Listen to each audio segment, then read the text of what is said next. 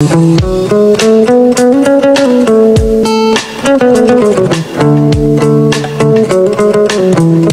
forum annuel des médias, organisé par le réseau des médias africains pour la promotion de la santé et de l'environnement REMAPSEN, a eu lieu à Dakar autour du thème « La lutte contre les violences faites aux femmes et aux filles en Afrique, respect des droits humains et autonomisation », un thème lié à la campagne des 16 jours d'activisme contre les violences basées sur le genre à l'égard des femmes et des filles. Grâce à l'appui technique et financier de l'ONU Femmes et des fonds français Muskoka, 70 journalistes issus de 28 pays d'Afrique de l'Ouest, du centre de Madagascar se sont retrouvés du 4 au 6 décembre 2024 à l'hôtel Novotel de Dakar pour un enjeu crucial, la promotion des droits des femmes et des filles. À la cérémonie d'ouverture, M. Bamba Youssouf, président du REMAPSEN, a fait la genèse du forum des médias avant de relever l'intérêt de ce forum sur les violences basées sur le genre. Au nom du Dr Maxime Ouinato, directeur régional de l'ONU Femmes pour l'Afrique de l'Ouest et du Centre, Madame Arlette Mvondo, directrice pays au Sénégal, a précisé l'intérêt de l'ONU Femmes dans l'organisation de ce forum. Nous sommes réunis dans un contexte où les faits relatant les violences faites aux femmes et aux filles restent alarmants. En Afrique de l'Ouest et du Centre, une femme sur 3 subit des violences basées sur le genre. Les mutilations génitales féminines, les mariages précoces, les violences sexuelles et domestiques continuent de priver des millions de femmes et de filles de leurs droits fondamentaux tout en limitant leur potentiel individuel et leur contribution collective à nos sociétés. Aucun pays n'est épargné et aucun pays n'a réussi à éliminer ce fléau de la violence contre les femmes et les filles. Pour y mettre fin, il faut une action audacieuse, il faut une action transformatrice. Dans ce combat, les médias ont un rôle crucial, un rôle central de par vos fonctions d'information et d'éducation. Vous êtes des acteurs essentiels et incontournables.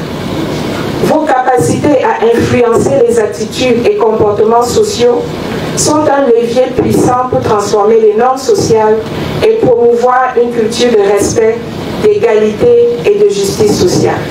Monsieur Ousmane Samb, conseiller numéro 1 du ministère de la Famille et des Solidarités du Sénégal, a au nom de Madame la ministre Maïmouna Dièye salué ce partenariat entre le REMAPSEN de l'ONU Femmes et s'est réjoui du choix porté sur le Sénégal pour abriter ce forum. Après la cérémonie d'ouverture, les travaux du forum se sont poursuivis avec un exercice d'évaluation de la compréhension des participants sur le concept des violences faites aux femmes et aux filles en Afrique en lien avec le respect des droits humains et l'autonomisation. Cet exercice a été suivi d'une présentation sur le contexte de la situation des femmes et des filles en Afrique de l'Ouest et du Centre par Dr Djeneba Ndao, chargé de projet genre et santé sexuelle et reproductive au bureau régional Afrique de l'Ouest et du Centre de l'ONU Femmes. Durant la présentation, nous avons parlé de la diversité, la richesse de l'Afrique sur le plan ressources, sur le plan culture, sur le plan linguistique, mais aussi le fait d'avoir une population très jeune qui peut être un point positif, mais qui relève aussi beaucoup de défis. Et par rapport à la violence, c'est une cible avec laquelle il faudra travailler, mais aussi une cible que l'on doit protéger. Et nous nous rendons compte que par rapport à ce qui a été fait, il y a des efforts quand même par rapport à l'adoption de lois contre les mariages précoces, l'adoption de lois permettant l'accès aux services de soins, mais surtout l'accès à l'avortement médicalisé dans certains pays. Mais à côté de ces avancées, nous avons des défis qui sont toujours liés à des mouvements anti-droits pour les femmes, mais comme on peut avoir l'exemple qui s'est passé au niveau de la Gambie où on a failli avoir du recul par rapport à la loi qui a été votée contre les mutilations génitales féminines. Donc nous sommes confrontés quand même à des retours de bâton, à un recul par rapport aux acquis que nous avons eu à acquérir les dernières années. Quant à Dr Angela Mourili, coordonnatrice régionale des programmes à l'ONU Femmes, bureau régional pour l'Afrique de l'Ouest et du Centre, elle a présenté le cadre normatif international et régional pour l'égalité hommes-femmes et l'autonomisation des femmes. Nous avons donc parlé du cadre mondial et du cadre régional. Pourquoi sont-ils importants? Ils sont importants parce qu'ils permettent aux journalistes, aux organisations des droits de l'homme, à la société civile de savoir ce que les gouvernants ont ratifié concernant l'élimination des violences faites aux femmes et aux filles. Quel est le cadre juridique? Qu'est-ce que l'Union africaine a ratifié? Quels sont les pays d'Afrique de l'Ouest et d'Afrique centrale qui l'ont ratifié pour s'assurer que les droits des femmes et des filles peuvent être défendus par la législation? Cette première journée du Forum des médias a également été marquée par 3 panels. Le premier a porté sur les défis relatifs aux droits fondamentaux des filles et des femmes en termes d'autonomisation, de lutte contre les violences faites aux femmes et les pratiques néfastes, les droits à la santé sexuelle et de la reproduction dans la région africaine, avec Mesdames Thérèse Menende, présidente de l'AFJT, Karine Ndiaye, directrice des partenariats à Tostan, et le docteur Ndei Kadibadou de Equipop. En termes de défis, lors de la présentation de ce matin de ONU Femmes par exemple, on est revenu sur pas mal d'aspects, que ce soit des aspects juridiques, économiques, sociaux, mais il y a quelque chose qui est primordial aujourd'hui quand on parle d'inégalité de genre, c'est tout ce qui tourne autour des normes et croyances socioculturelles. Et par rapport à ça, il y a un travail et une approche que nous utilisons au niveau des K-pop. C'est une remise en question des rapports de pouvoir et comment est-ce que ces notions ou ces rapports de domination imprègnent tous les espaces aujourd'hui dans lesquels peuvent survenir ces violences, que ce soit dans le cadre politique, que ce soit au niveau communautaire. Et donc par rapport à ces défis-là, c'est de travail aujourd'hui sur les représentations que nous avons par rapport à la place que les femmes, jeunes filles devraient avoir dans l'entendement populaire et justement travailler à une nouvelle forme de représentation que ces femmes et ces jeunes filles-là doivent avoir pour pouvoir justement participer pleinement au développement durable sur notre continent parce qu'on le sait, les gaps qui existent entre les sexes nous coûtent beaucoup d'argent au niveau économique, mais nous coûtent aussi des vies parce que ce n'est pas pour rien qu'il y a une interrelation entre les indices de genre et tout ce qui tourne autour de la mortalité maternelle, de l'accès à des soins de qualité ou des violences parfois qui peuvent survenir dans le cadre de la prise en charge dans les hôpitaux. Le second panel a été consacré au sous-thème suivant. Quelle influence exercent les médias dans la lutte contre les violences faites aux femmes et aux filles, le respect des droits fondamentaux des filles et des femmes, partage d'expériences des jeunes défenseurs et défenseuses des droits humains sur les influences des médias. Ce panel a été animé par Mesdames Kadidiatou Diallo du Club des jeunes filles leaders de Kolda, Oussama Sagna de l'association Jigen et Madame Benta Diop, présentatrice d'émissions télé en langue nationale.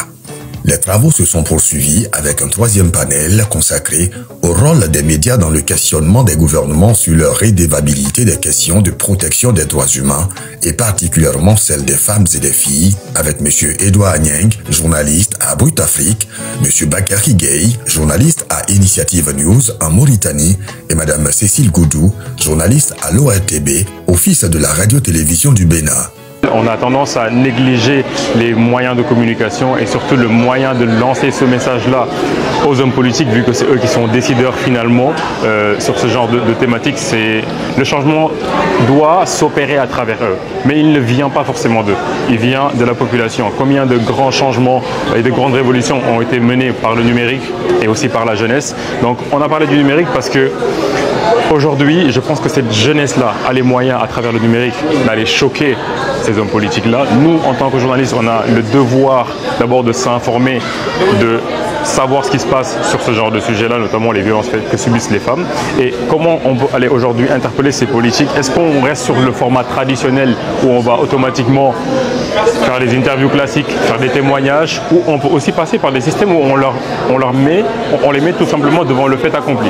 On les met devant leurs propres propos, leurs propres engagements, en leur rappelant que pendant tel événement, pendant telle campagne ou pendant telle sortie médiatique, vous avez parlé d'engagement par rapport aux violences faites aux femmes. Vous avez parlé de promesses quant à la lutte ou peut-être même à la tentative de mise totalement, de mettre un terme à toutes ces formes de violence dont sont victimes les femmes.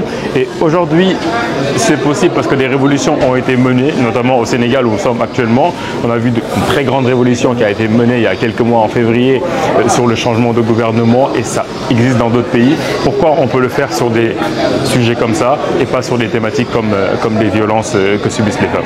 Au-delà de l'information, le journaliste a également le rôle d'interpellation.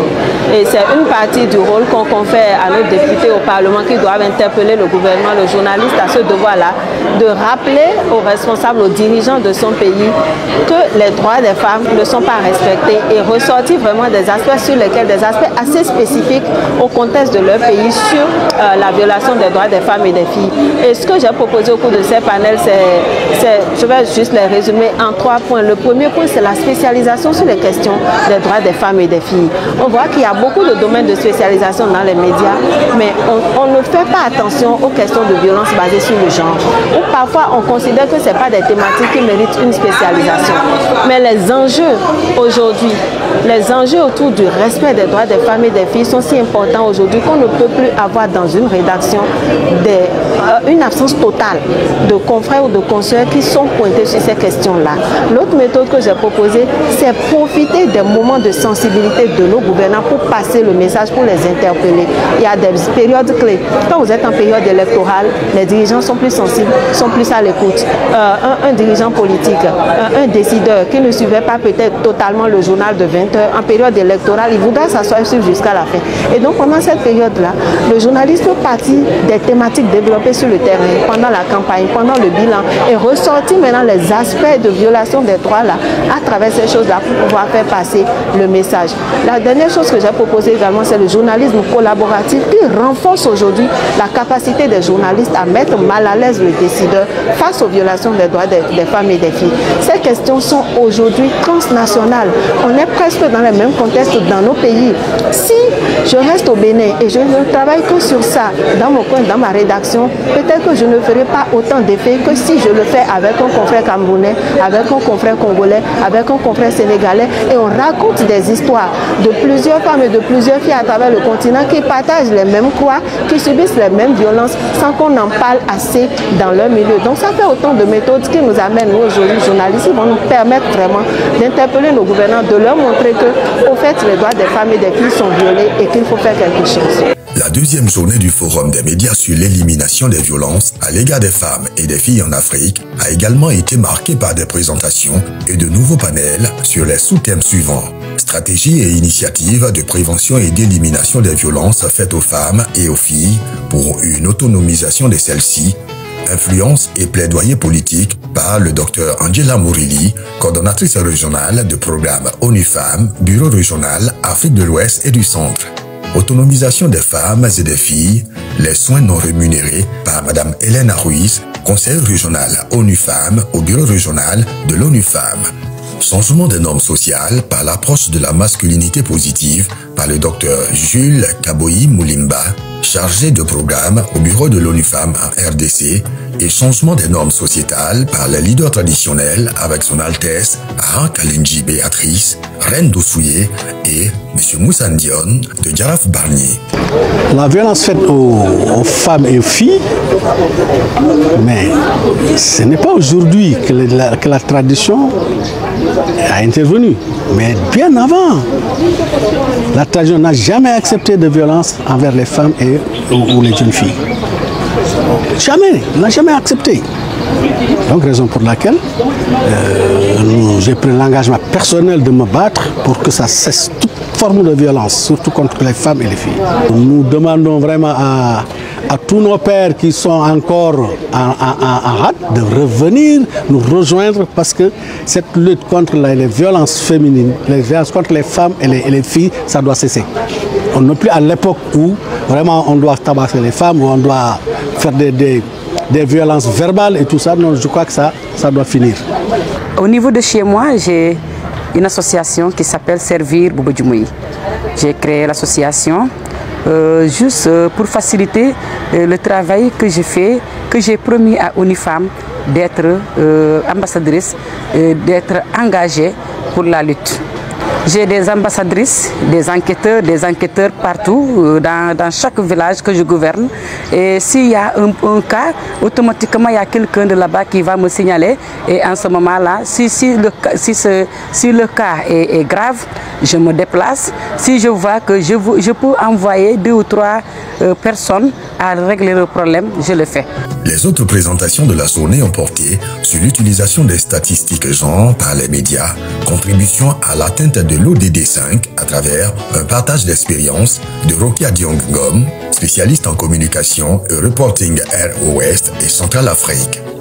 Les violences faites aux femmes et aux filles, facilitées par les technologies émergentes, avec un focus sur les journalistes par Michel Kenmoé, conseiller à Afrique de l'Ouest et du Centre pour la communication de l'information et chef secteur communication et information du bureau régional de l'UNESCO à Dakar. Au cours de ce forum de Dakar, un accent a été mis sur la prise en charge holistique des victimes de mutilations génitales féminines, partage d'expériences du CHU de Marseille avec le professeur Florence Bretel, professeur des universités et chef des services maternité et d'obstétrique à l'hôpital de Marseille. Actuellement, c'est hyper important d'offrir une prise en charge globale à ces femmes puisqu'elles sont en souffrance psychologique et parfois elles ont des douleurs au niveau de leur corps et elles ont besoin d'une prise en charge gynécologique et sexologique. Donc c'est important d'avoir une approche globale. On est évidemment, on peut dire aujourd'hui que ces mutilations, elles sont interdites donc en France et dans beaucoup de pays et que ces maisons des femmes et ces parcours spécifiques de soins ne devraient pas exister finalement puisqu'on devrait pouvoir réduire quasiment à néant le nombre de femmes excisées. Nous, c'est ce qu'on pense. Maintenant, on pense que parler de ces prises en charge, de ces parcours de soins, ça peut permettre à tout le monde de prendre conscience de la souffrance et de la difficulté que traversent ces femmes, à la fois en termes de douleur, dans leur vie sexuelle, dans leur vie sociale, etc. Ça pose des problèmes également dans l'accouchement, ça donne des complications obstétricales, comme on dit. Et donc, prendre conscience de ça, en parler, c'est peut-être faire passer le message qu'il faut essayer de réduire et d'arriver à un taux d'excision équivalent à 0, donc de pouvoir parler sur quels sont les moyens qu'on peut mettre en place dans les différents pays en fonction de sa culture pour que ces taux d'excision soient vraiment réduits à 0 et n'existent plus. La lutte contre les fausses informations favorisant les pratiques néfastes et toutes les formes de violence sur la base d'exemples concrets dans la région a aussi fait l'objet de discussions entre les experts de l'ONU Femmes et les journalistes à travers un panel composé de Madame Alice Djiba, journaliste, directrice exécutive InfoL et spécialiste en genre et médias.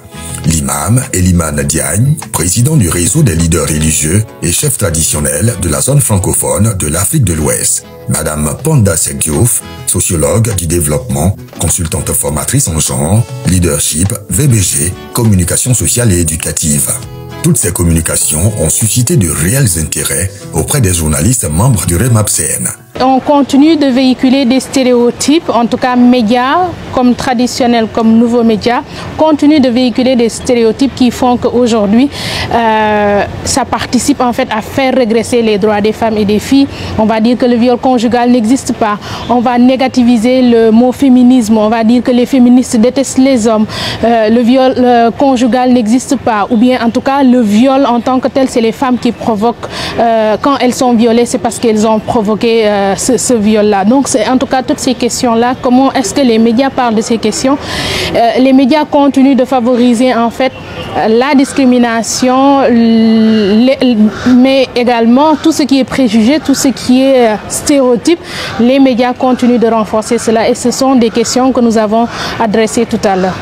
Et c'est dommage en fait qu'on le constate, les médias dans le traitement de l'information des questions qui sont relatives aux droits des femmes et des filles, c'est des questions parfois qui sont reléguées dans les faits divers, c'est-à-dire dans les desks sociétés. Par exemple, prenons l'exemple du journal papier. Tu vas feuilleter, c'est à la dernière page qu'on va parler d'une fille qui a été violée. Et cela, je pense que ça participe en fait à la minimisation des violences. Au terme de ce forum riche en enseignements, les participants ont élaboré des recommandations adressées respectivement aux États africains, aux partenaires, aux organisations sous-régionales, régionales et internationales, ainsi qu'au REMAPSEN et aux journalistes pour un meilleur traitement des questions liées à la lutte contre les violences faites aux femmes et aux filles en Afrique. Ils ont également adopté une charte de conduite des médias relative au traitement de l'information concernant la lutte contre les violences faites aux femmes. Une motion de remerciement a été adressée aux autorités du Sénégal pour l'accueil réservé aux participants ainsi qu'à l'ONU Femmes et les fonds français Muskoka pour l'appui technique et financier accordé au REMAPSEN dans l'organisation de ce forum. Un plan d'action consensuel a été adopté et fera l'objet d'une mise à jour dans chaque pays au cours des années 2025-2026. À la cérémonie de clôture, Mme Arlette Mvondo, directrice pays de l'ONU Femmes au Sénégal, s'est réjouie du succès de ce forum et a souhaité un renforcement de ce partenariat gagnant-gagnant avec le REMAPSEN. Nous sommes ici aujourd'hui non seulement pour clôturer cet événement, mais aussi pour marquer le début d'un nouvel élan où les médias joueront un rôle central dans la transformation des normes sociales et l'appui au respect des droits humains. Pendant ces 3 jours d'intenses échanges à travers des panels et des présentations, vous avez pu explorer des thématiques fondamentales dans les domaines suivants. Les problématiques en lien avec les inégalités hommes-femmes, la problématique en lien avec la violence faite à l'égard des femmes et des filles ainsi que de leur autonomisation. Vous avez vu le contexte de notre région, vous avez vu les avancées de notre région, mais vous avez également entendu les défis, notamment en lien avec les normes sociales, d'où la nécessité pour nous de travailler en partenariat avec les médias. Nous espérons que ce forum, qui marque le début d'une collaboration entre le REMAPSEN et ONU Femmes, a vu l'atteinte des objectifs. Je pense que le premier objectif, lorsque nous l'avons présenté le premier jour, c'était véritablement d'approfondir les connaissances sur les thématiques. Et pendant la première journée où j'étais ici, j'ai beaucoup entendu parler de spécialisation, et j'espère que toute la matière que nous vous avons donnée vous permettra de faire beaucoup plus d'éléments en lien avec la violence faite aux femmes et aux filles, mais surtout le respect des droits des femmes. Ce forum a été également un espace d'engagement où vous vous êtes engagés à amplifier la voix des sans-voix. Nous vous remercions pour cela. Cependant, le chemin est encore long. Je vous invite à porter haut les messages de ce forum et à devenir les acteurs du changement que nous souhaitons tous avoir. Nous avons commencé cette aventure, comme je l'ai dit, il y a quelques mois, et ça a pris une accélération. Et je pense qu'aujourd'hui, nous nous engageons en tant qu'ONU Femmes à soutenir le plan d'action que vous avez élaboré aujourd'hui. Présent à cette cérémonie de clôture, le parrain des awards du REMAPSEN, le Dr Michel Sidibé, ancien directeur exécutif de l'ONU-SIDA et envoyé spécial de l'Union africaine pour l'Agence du médicament, a félicité l'ONU Femmes, les fonds français Muskoka et le REMAPSEN pour ce partenariat autour des questions touchant les droits des femmes, avant de souligner le rôle important que jouent les médias dans la lutte contre les violences faites aux femmes et aux filles en Afrique. Concernant la lutte contre la violence faite aux femmes et l'autonomisation des jeunes filles, le rôle des médias est particulièrement crucial.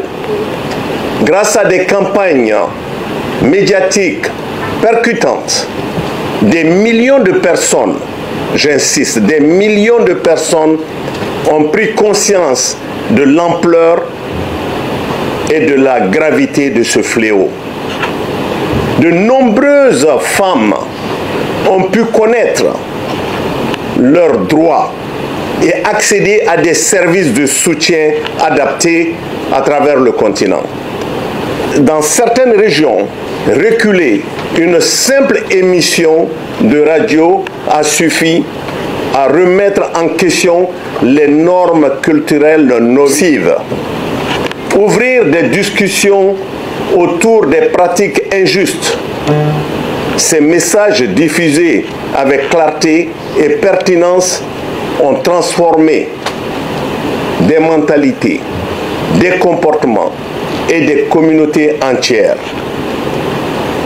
Les récits inspirants de femmes leaders ou entrepreneurs jouent un rôle essentiel. ces histoires réelles qui transcendent les obstacles sociaux, créent des modèles à suivre, inspirent des initiatives locales, encouragent le mentorat et l'éducation et soutiennent des projets de microfinancement pour les femmes. Mesdames et messieurs, nous sommes en train de redéfinir ensemble la place des femmes et des jeunes filles dans nos sociétés. Les médias, à travers ces récits, transforment la marginalisation des femmes en opportunité d'action collective et montrent que leur potentiel est illimité. Ensemble, nous bâtissons un avenir où les femmes et les jeunes filles peuvent vivre libres de toute violence et être pleinement autonomes. Les médias en Afrique sont des acteurs du changement. Avec chaque mot et chaque image, ils sauvent des vies, changent des comportements, influencent sans aucun doute des politiques publiques éclairées. Mais leur impact va encore plus loin. Ils traduisent quotidiennement des données complexes en récits accessibles et mobilisent les citoyens à agir pour un avenir meilleur. Aujourd'hui, je lance un appel clair au REMAPSEN. Continuez votre mission avec énergie. Vous êtes une force motrice essentielle pour inspirer les décideurs. Aux partenaires techniques présents et financiers, investissez dans les médias africains. Ce soutien est une nécessité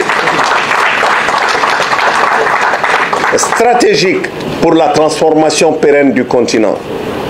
Aux journalistes, devenez des experts en santé et en environnement. Vos mots ont le pouvoir de transformer des vies. Satisfaits d'avoir relevé le défi de l'organisation de ce forum, les journalistes membres de REMAPSEN se sont donné rendez-vous en 2025 à Abidjan pour le 4e forum des médias.